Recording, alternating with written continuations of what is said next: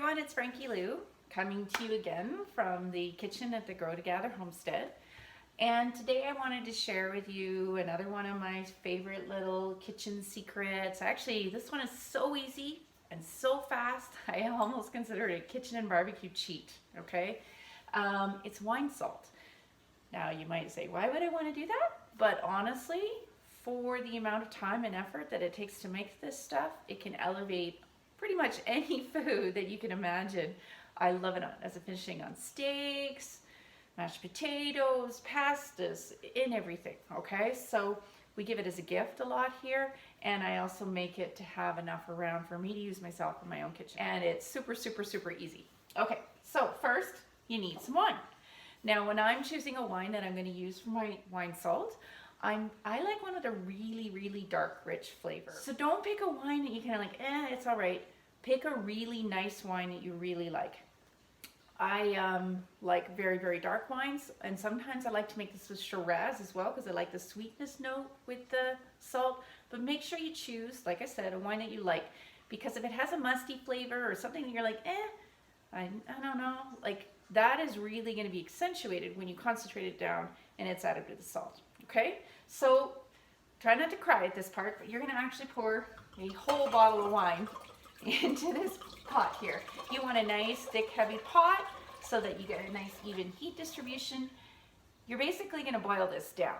Okay, you are going to boil this down till it's just over a tablespoonful, and I'll show you that when we get to that point in the recipe. And you're going to concentrate it down, and you're going to stir some salt in and dry it out. That easy, but my goodness, it's so delicious.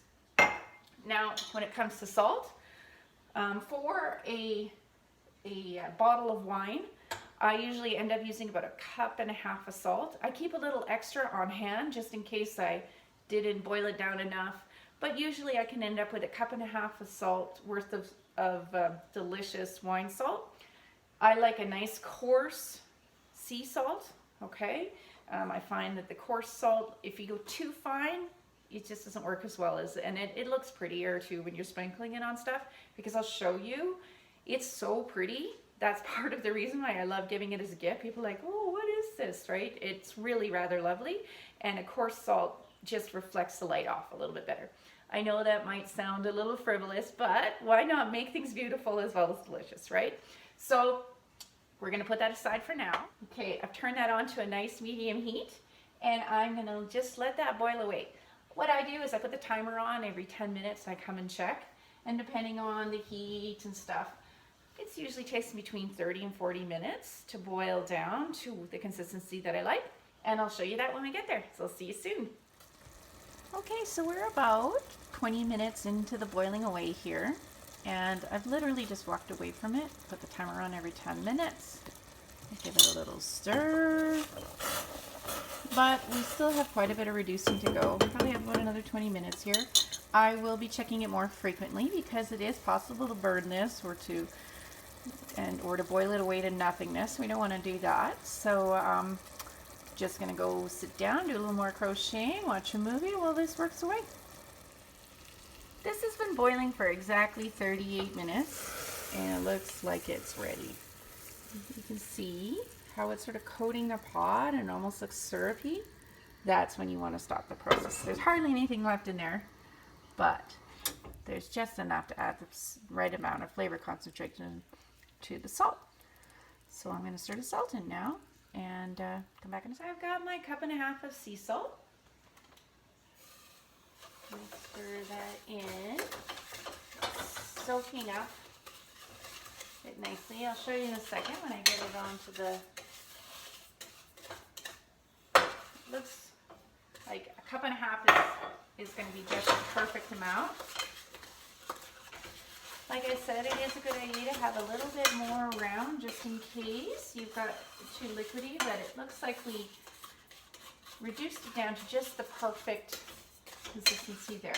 That was 38 minutes, as I said, and I was checking it pretty consistent. After 35 minutes, I basically stood here and just nursed it. Now I have a parchment-lined cookie sheet. Really important you use parchment for this because the salt and the wine together can react with whatever metal that your cookie sheet is made out of. So if you put the parchment paper on, that's going to help. It will also help it to dry out a little faster. It'll take a little bit of the excess residue off. Okay, so we're going to spread that around evenly onto this. I'm going to use a silicone spatula to get every single little bit of this delicious goodness off of here. And I'm going to spread it evenly around onto my cookie sheet. Now this isn't fully dry, obviously, but it's pretty darn close. And I find that salt does dry faster than a lot of other things. So you can leave this for a little bit. Usually it'll dry out in a day and a half to 2 days if you stir it. Normally keep it in a place where dust and stuff can't get to it, and it's allowed to gas off any excess liquid if you want. Although I don't recommend this because you do really want to make sure that you're not losing any of the flavor. You can put it in your dehydrator, or you can put it in like a 150-degree oven and just stir it till it's dry. I have a batch that I made about a day and a half, 2 days ago here that I'm going to show you what it looks like so you can understand why it's worth the effort to do this. But is it really that big a deal, honestly? Okay, it's so easy and it tastes so good. I wish you could smell it in here right now. It smells like just wine syrup, basically. And we've mixed the salt into that, and the scent is just wonderful and will be really great on almost any food you can imagine. This is the batch that I made a couple days ago. And as you can see, look at that. Isn't that beautiful? We do not want to receive a package of that in the mail or sprinkle it on a steak. It tastes delicious. It's easy-peasy-ripe-grape-squeezy. I hope you'll give it a try. Okay, so I hope that was something you guys will try out. It's, like I said, I don't think I've ever made a bad batch of this stuff. I send it away in these nice little packets. It's so pretty, and a lot of folks kind of, first they look at it and go, what the heck is this? But guaranteed they're asking for it again next Christmas. So I make a lot of this, okay? I hope you try it. If not, maybe you want to try some of our other seasonings that we have on our homemade seasonings that we have on our channel. We're also going to be doing some, Angus loves to play with vanilla beans, and we're going to do a little video about that in a couple of days, so I hope you'll tune into that. Subscribe if you want to see other stuff, and I hope you'll take this chance to grow together today. Have a great one.